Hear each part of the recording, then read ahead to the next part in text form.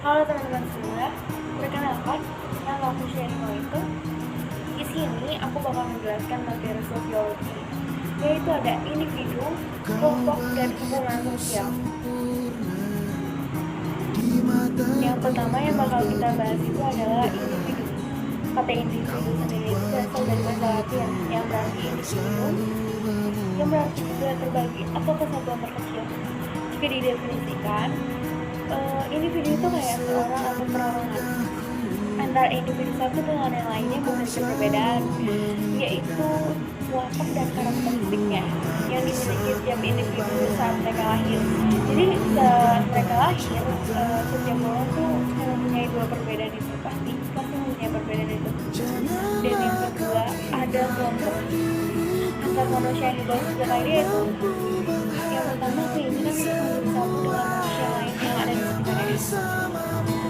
Ya, dia pengen membuat solusinya. Dan kedua, ada keinginan untuk menjadi satu dengan lingkungan alamnya. Dan yang ketiga, bersistem dan berproses. Nah, ada juga ketertarikan dan ketergantungan antara manusia satu sama lain mendorong manusia untuk membentuk kelompok sosial. Ada juga syarat-syarat kelompoknya nih.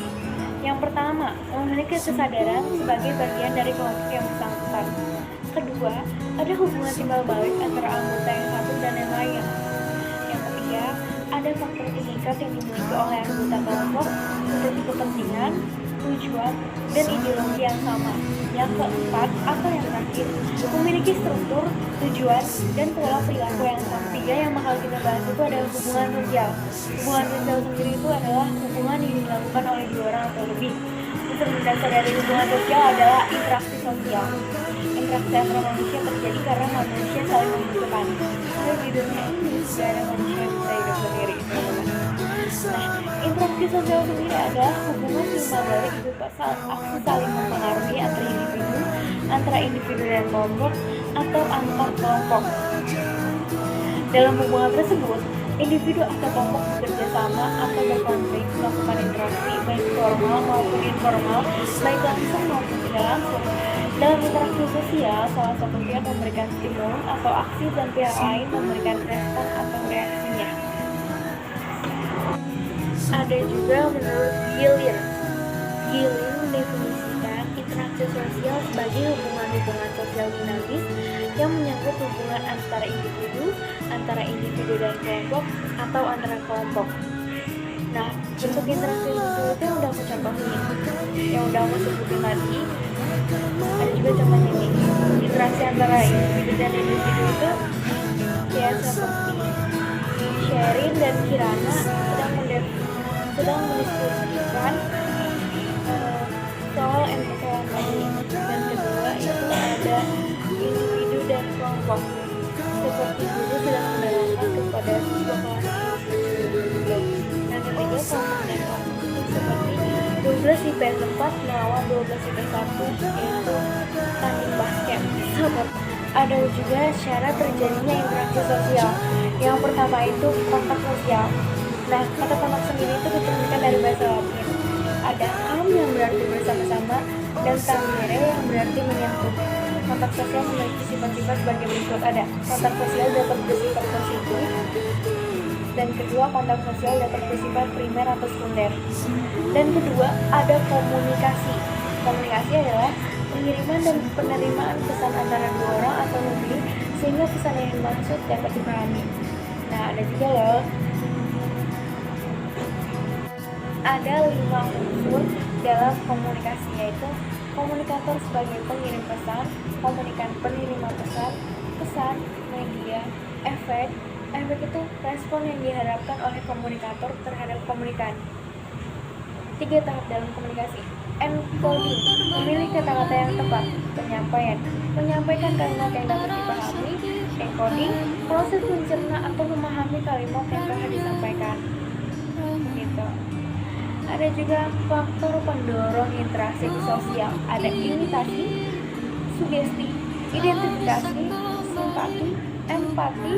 Yang pertama, imitasi. Imitasi itu menerima sebagian. Jadi kalau misalnya kalian mempunyai idol, itu kalian cuma meniru gaya pakaiannya, gaya rambutnya. sugesti itu alami, jadi kayak dia masih percaya dengan dukun-dukun seperti itu, kayak Indonesia ya masih percaya dukun-dukun kayak gitu. Dan yang ketiga, identifikasi itu meniru semuanya dari idol kamu ini. Jadi kamu posting banyak terus barang gitu. Empati atau simpati itu sama-sama merasakan seperti itu. Berinformasi yang mendasari interaksi sosial seseorang dengan orang lain itu ada warna kulit, penampilan fisik, masyarakat, usia, bentuk tubuh, jenis kelamin, pakaian, seperti itu. Ada juga sosialisasi, yaitu ada tahap sosialisasinya. Yang pertama, preparatory stage atau tahap persiapan. Di sini tuh tahap dimana seseorang mulai mempersiapkan diri untuk meniru tingkah laku manusia yang ada di sekitarnya. Tapi ini biasanya terjadi pada manusia bulan 0 sampai 6 bulan gitu. Yang kedua, pre-stage atau tahap meniru. Tahap dimana seseorang individu mulai meniru tingkah laku di sekitarnya namun belum mengetahui makna dari tingkah laku tersebut. Biasanya ini ada di usia 1 sampai 3 tahun. Yang ketiga ada pre-stage, tahap siap bertindak. Tahap dimana seseorang individu sudah mengetahui atau paham apa makna dari tingkah laku yang ia teriru tersebut. Tahap ini terjadi pada usia 3 sampai 5 tahun. Yang keempat ada generalized order atau stage, tahap menerima norma kolektif. Tahap di mana individu sudah memiliki peran di dalam masyarakat dan dapat belajar dari semua orang yang terkait dengan individu tersebut. Tahap ini terjadi di usia yang sudah dewasa. Ada juga hubungan sosial antar kelompok memiliki beberapa kriteria.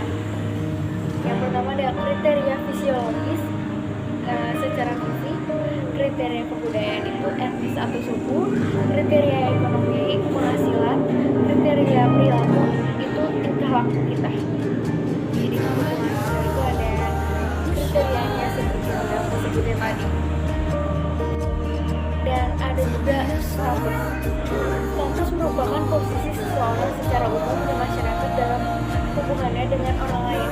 Menurut Ralph Williamson, dalam kehidupan masyarakat terhadap 3 macam status. Yang pertama ada tribal status, status yang didapatkan dari keturunan. Jadi misalnya dia mempunyai keturunan bangsawan, dia pasti juga memiliki nama bangsawan-bangsawannya seperti itu. Yang kedua ada achievement status, status yang diperoleh melalui usaha. Jadi misalnya usaha kita dokter menjadi dokter, jadi nanti ada status kita dokter seperti itu. Yang ketiga atau terakhir achievement status, status ini diperoleh dari orang lain atau penghargaan seperti itu. Dan kita akan membahas tentang akomodasi. Nah, ada akomodasi yang pertama mediasi. Mediasi itu penyelesaian masalah menggunakan pihak ketiga. Jadi pihak ketiga ini netral, tidak memihak ke siapapun. Yang kedua, arbitrasi atau perwasitan. Penyelesaian konflik menggunakan pihak ketiga, di mana pihak ketiga ini mempunyai wewenang untuk mengambil keputusan. Jadi dia mempunyai wewenang untuk mengambil keputusan untuk kedua belah pihak ini. Yang ketiga, adjudikasi. Penyelesaian masalah menggunakan pihak ketiga berupa pengadilan. Seperti itu. Yang keempat ada konsiliasi. Penyelesaian masalah menggunakan pihak ketiga yang berupa lembaga sosial. Kompromi. Kompromi itu perundingan. Ada gencatan senjata, itu penyelesaian masalah secara sementara dan dibatasi oleh waktu. Jadi mereka dibatasi oleh waktu. Jadi sementara itu. Oke teman-teman, udah selesai videonya. Jadi seperti itu materi kali ini yang dapat aku jelasin. Maaf banget kalau misalnya materi ini ada salah ataupun kata-kata aku kurang jelas atau nggak bisa dipahami sama kalian. Aku benar-benar minta maaf. Sekali lagi terima kasih udah menonton video ini. Dadah.